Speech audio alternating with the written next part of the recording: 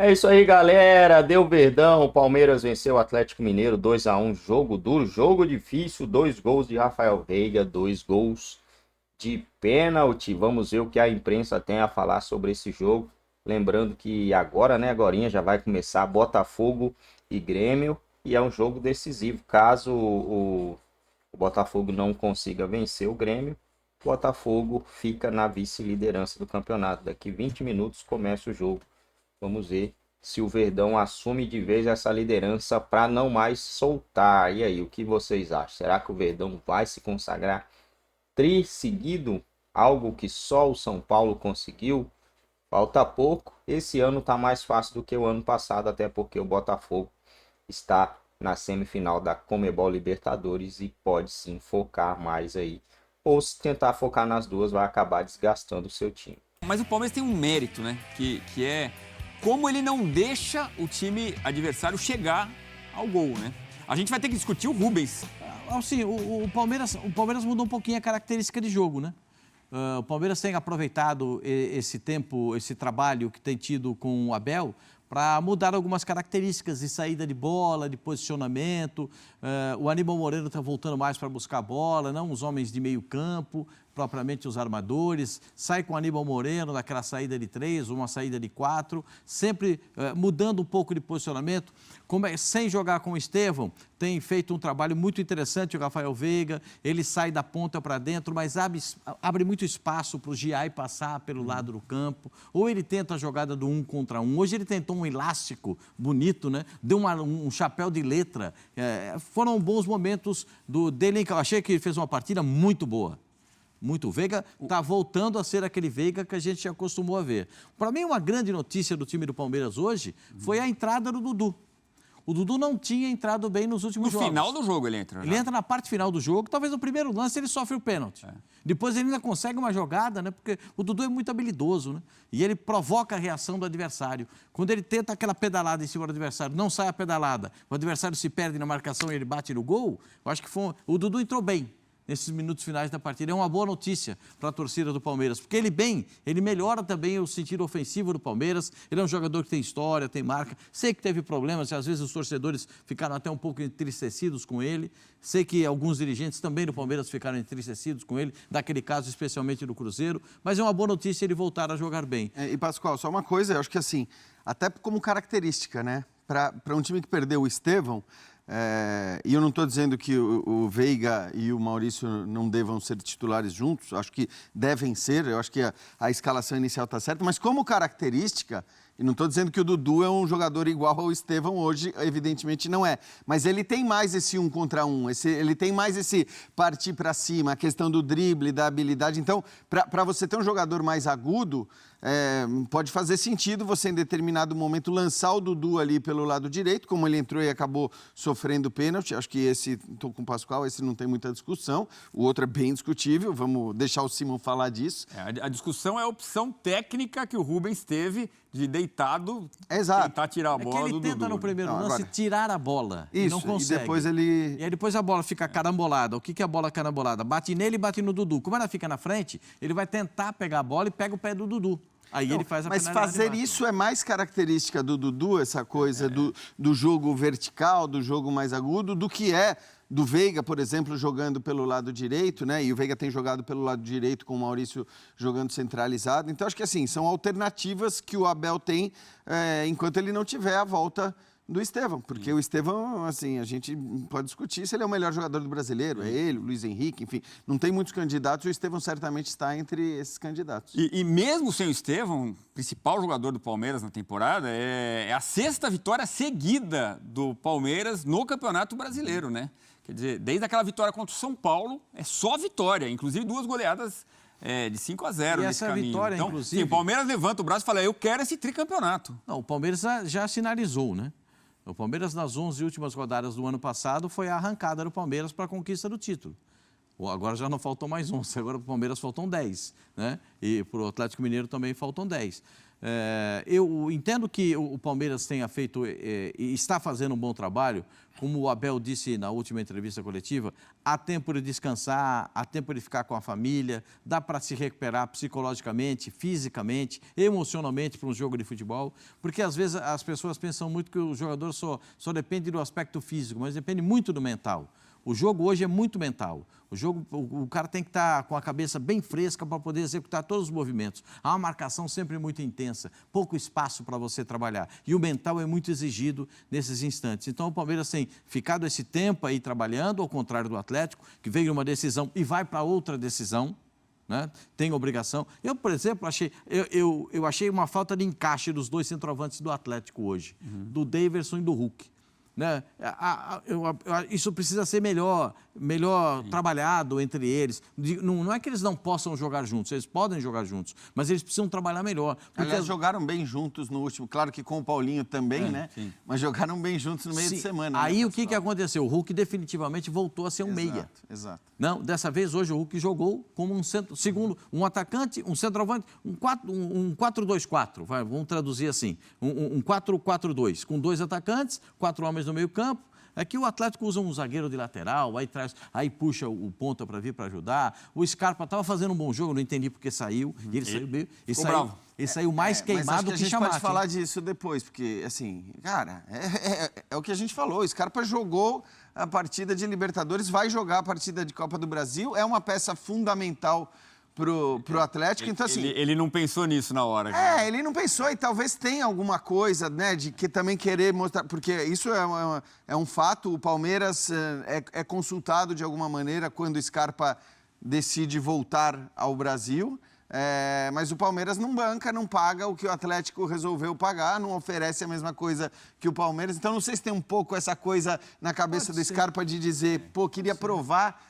Que valia ter pago, entendeu? Sim. Não sei se é isso. E o Daverson, com certeza, tem essa vontade de marcar contra o Palmeiras, que ele destaca, né?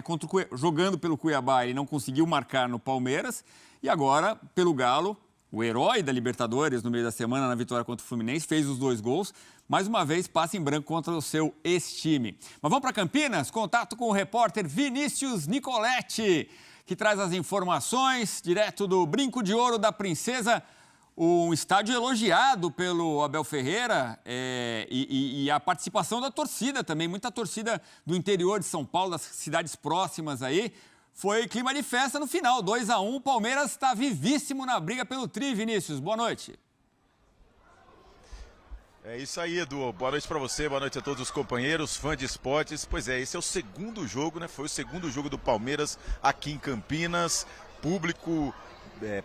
muita participação do público aqui em Campinas, estádio lotado, como aconteceu na partida contra o Cuiabá. Ali perto de 20 mil torcedores, aqui superou essa marca, esses 20 mil torcedores, então bom público para acompanhar essa vitória do Palmeiras. Como você disse, a torcida comemorou bastante e também os jogadores no gramado, entendendo a importância dessa vitória, é a 6ª consecutiva do Palmeiras no Campeonato Brasileiro, maior sequência de vitórias na competição e 100% de aproveitamento depois que foi eliminados das competições de mata-mata, a Libertadores e também a Copa do Brasil. Então, segue aí nessa briga para tentar o tricampeonato brasileiro. Palmeiras que veio com alguns desfalques, o Estevão ainda segue machucado, é o segundo jogo dele fora, não foi convocado inclusive para a seleção brasileira. A previsão é que ele retorne à transição na semana que vem, mas dificilmente também vai jogar no final de semana.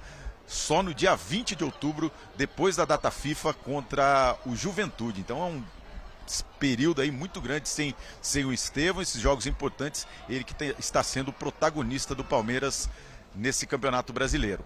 Essa vitória, o torcedor comemorou bastante também o Dudu, que entrou aos 35 do segundo tempo. O Palmeiras estava empatando a partida e o Dudu sofreu pênalti na jogada com o Rubens. O torcedor aqui aplaudiu demais o camisa 7 do Palmeiras, ídolo, e quando ele entrou em campo, depois acabou fazendo essa jogada que determinou a vitória do Palmeiras, o torcedor aplaudiu demais. O Palmeiras também não teve aqui nessa partida o Richard Rios e o Zé Rafael, os dois que estavam suspensos. O Marcos Rocha segue machucado, mas teve a volta do Caio Paulista na esquerda e o Aníbal Moreno compensando a ausência desses jogadores importantes no meio campo, fazendo uma grande partida aqui em Campinas. O Rafael Veiga chega a 50 gols no Campeonato Brasileiro, na história do Campeonato Brasileiro, e é o terceiro maior artilheiro do Palmeiras na competição, na história da competição, com esses 2 gols aqui em Campinas. É a 13ª vez que ele faz 2 gols numa partida.